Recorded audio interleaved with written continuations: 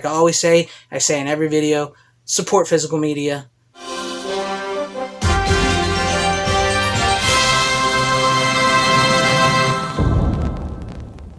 Hello fellow followers and welcome back to FanZcene, and today I have for you my review of VHS Massacre Too. This is a great documentary that I honestly just recently heard about, which is really weird for me because I'm usually in the know about things like this, and sadly I haven't seen VHS Massacre 1, but I heard about this and I went out and I bought it. I bought it because I had to. Sight unseen, I seen the trailer and I was like, yes, this is right up my alley. And oh my god, I'm so glad I bought this. This was so great. And I do plan on going back and watching VHS Massacre 1. But this movie is something that's like near and dear to my heart, which it covers a lot of stuff like I cover here on my channel. This was released by Troma Films, Lloyd Kaufman, Michael Hertz, awesome, great team. It was directed by Thomas Edward Seymour. It seems to be a really great, awesome guy after watching this documentary. I'm going to read this back here, this little blurb here at the top, and then I'm going to show you the trailer, and then we'll talk a little bit about this, because this blurb here at the top, it sells it right. It sells it right away. A fascinating look at the decline of physical media and the exploitation film. It shows what we've sacrificed and lost in order to queue up a film on Netflix from the comfort of our own living room. Independent film, of course, has nearly died in terms of there actually being a market for it.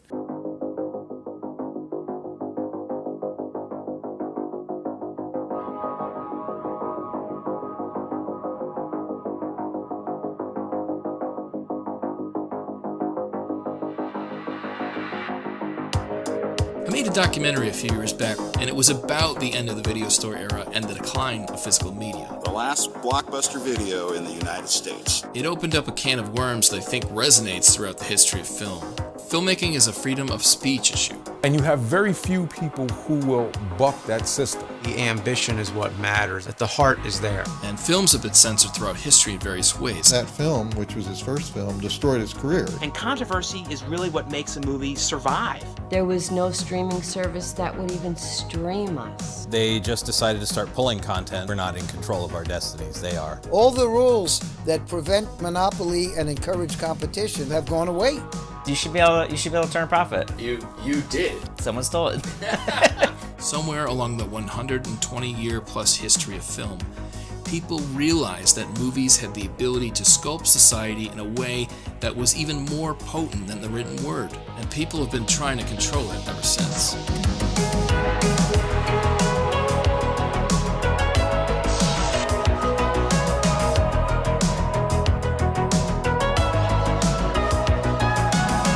I learned so much from this documentary about the early days of streaming and about physical media. I know so many people have been talking about the decline of physical media lately. Personally, I don't think it is declining as bad, but it has gone down. I will admit it has gone down. And it was, one of the, oh my gosh, I can't remember his name. He's on YouTube. He does a lot of videos, like the hoarding up videos and stuff. But he mentions something in it about how he doesn't think physical media will really go anywhere because it's the collectors that are keeping it alive. And I'm a collector. I'm hoping, through this channel, my collection, that I'm helping keep physical media alive as well too. And it was just really fascinating because to hear about all these exploitation films and stuff and these low budget films, how they were actually sort of used in the building of like Netflix and Amazon. They were like licensed sort of to these companies in the early days when they needed content material for everybody, and then once it started getting into the upper echelon of things, and they started using the old studio practices that they're still in use today and ripping people off and can't just shoving their stuff off the streaming sites and everything. It sounds very familiar to like some of the stuff that's still going on today, especially like with Famous TNA Part 2, which was just kicked off and banned off of Amazon, which was ridiculous. But it was just so fascinating to see all this, and to hear Lloyd Kaufman and the Angry Video Game nerd James Rolfe. It was so great to hear from him. I loved his, because in this film it talks about how like so many people they want to make movies, they have stories, they're artists, creative, they're into exploitation films and stuff, and sometimes people just will not go against the system. Even though they're against the system, they don't want to speak out because they so desperately want to be a part of this. They want to so desperately be able to make that movie and whatnot. And like the one guy was screwed out of all the money. He made a movie with John Krasinski right before John Krasinski was to take off on Office. Office had just sort of picked up soon as this guy made this movie with him, and the studio and everything just sort of just screwed this guy out of his money, and he still never got it, which was ridiculous. And it talks about how Blockbuster, which I'm a huge fan of Blockbuster, and I know some people don't like Blockbuster, and I know the one guy in here. I'm sorry, really bad with names, and I apologize if I'm not saying your names. If you guys see this, anybody that's part of this, I apologize. I'm really bad with remembering names, but the one guy in this talks about how he absolutely hates Blockbuster, and I completely understand that, and I completely get that. But I think my love for Blockbuster is because it was sort of like my last physical media movie rental stronghold, because when I was growing up, any video store that opened around me, I immediately had a membership to. Mom and Pops, absolutely love Mom and Pops. Yes, like they talk about in this, I rented so many great movies you couldn't find at Blockbuster or Hollywood Video, because Blockbuster, was considered like a family video store, so they wouldn't rent certain things. Like I remember vividly renting H.P. Lovecraft's Necronomicon with Jeffrey Combs when I was probably about 12 or 13 years old, from this like little corner store, mom and pop shop inside this like little backwoods convenience store.